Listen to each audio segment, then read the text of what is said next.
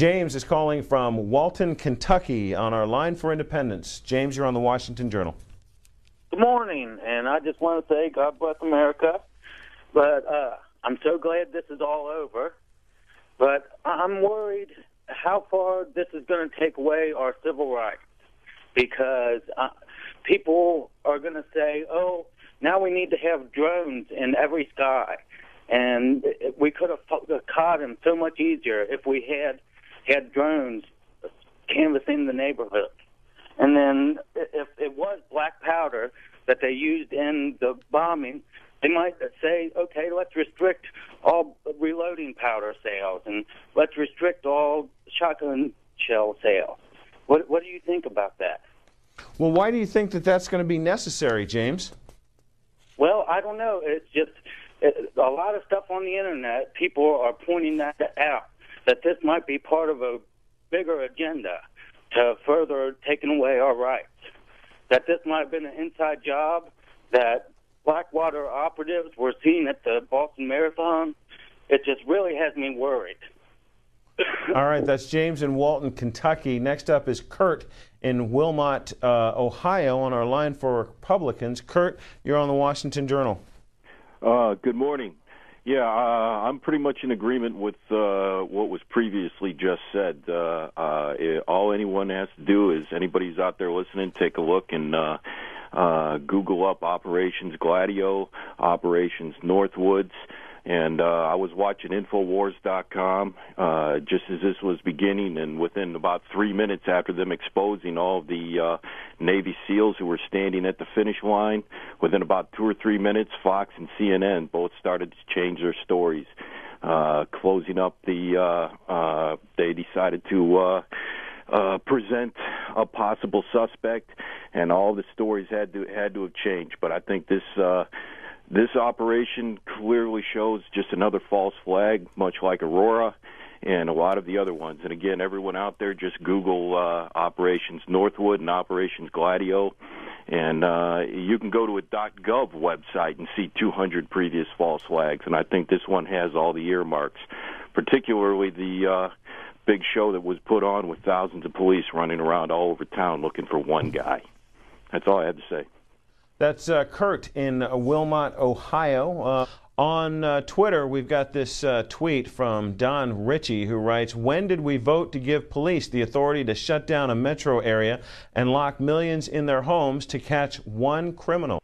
Hey, Scott, as a defense attorney, talk to me about this item here in this morning's New York Times, where they say a federal law enforcement official said he would not be, this is Johar Zarniev, would not be read his Miranda rights because the authorities would be invoking the public safety exception in order to question him extensively about other potential explosive devices or accomplices and try to gain intelligence.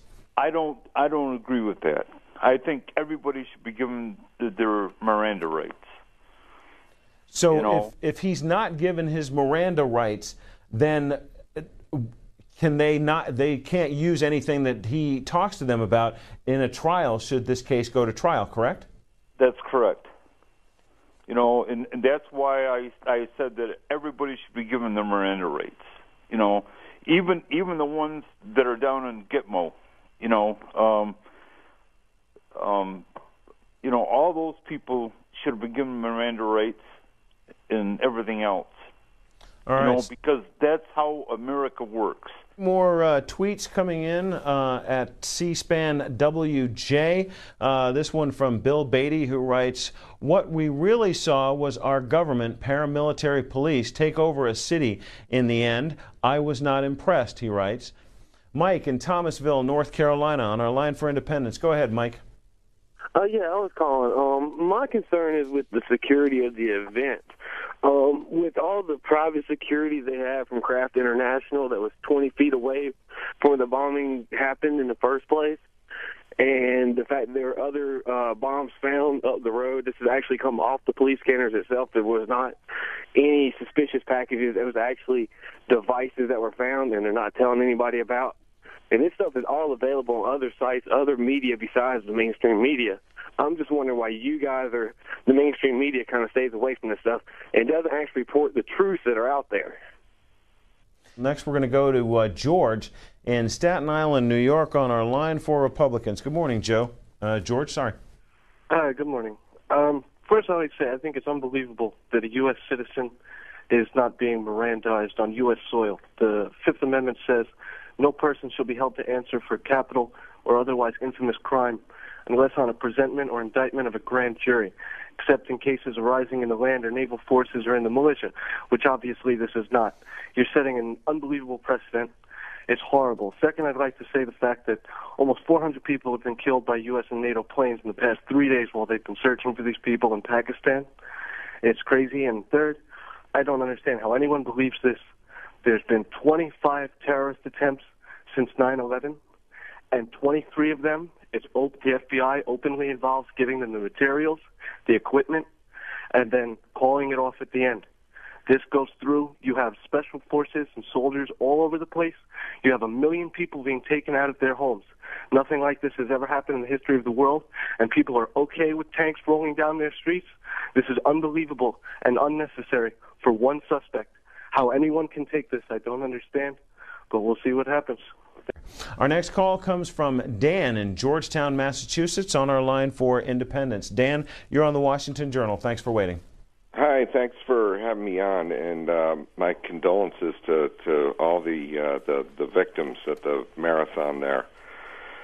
But, unfortunately, I'm going to have to side with the last caller there. It's this fact that the FBI has been creating situations where they can, lock people up by starting a terror event, supplying weapons, giving them to patsies to later arrest, so we can have headlines of how we're protecting America and arresting these people. Several callers are correct. There were private contractors. I guess the name is the Craft, which Blackwater has changed, but they had the same insignia of a skull on their hat. And they were all over the finish line area. I mean, you can get on the net and look. We have witnesses. The coach from the University of Memphis stated that there were announcements made before the explosions went off that for people to stay calm, and this was part of a drill. During all this time, several explosions went off during Boston. Apparently, what were they doing? What were all these explosions going off as they were trying to find the killers? Dan, before I let you go, where is Georgetown in relationship to Boston and Watertown? Georgetown, about 30 miles north, straight up north, and so you weren't really affected by the lockdown and the search for the suspect? No, I wasn't affected just by the constant effect of the fear-mongering that's happening. We've as American citizens, I feel it's our duty to find the truth, wherever the truth takes us. Dan in Georgetown, Massachusetts. When a tragedy like this happens, with public safety at risk and the stakes so high, it's important that we do this right. That's why we have investigations. That's why we relentlessly gather the facts. That's why we have courts.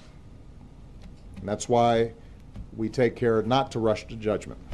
Not about the motivations of these individuals, certainly not about entire groups of people. An al-Qaeda affiliate. If it's domestic, we have to think anti-government. We have the whole gun law issue after Newtown, Connecticut.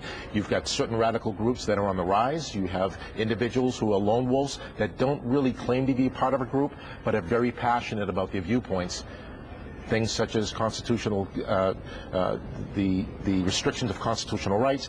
Those are some of the different ideologies that radicals and radical groups will tend to look at in their anti-government focus. And if we're to look at domestic types of groups, let's not forget that we had the Oklahoma City bombing. That was in April, and now it's Patriots Day.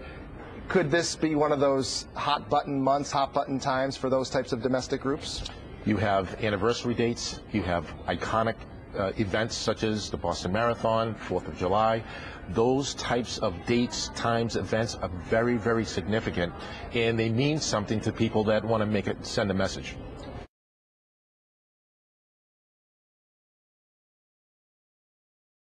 You see this? This is after the explosion. After both explosions. But this guy left the scene with his backpack on. You zoom in and you define it. His elbow cuts up right here, and that is his backpack on his back. He is leaving the scene with his backpack. As for his brother, I'm not sure. He's not in the frame. But the two explosions that went off are trying to say that they were set there by these two men from both their backpacks. I'm telling you right now, it's a lie. And I'm showing you proof right here in front of your face. I can't give you any more information to let you know that this is a false flag, other than the guys that they're trying to tell you right now are the men, and they know they're not. They're not. You want me to show you who is the man? This man. Same guy I pointed out to you right here. That white square that we talked about only matches one backpack, and all the people that we viewed, all the people that we looked at in the crowd, matches one man, one backpack with the upper zipper, this guy. And guess what? Guess who's running out of the event with no backpack?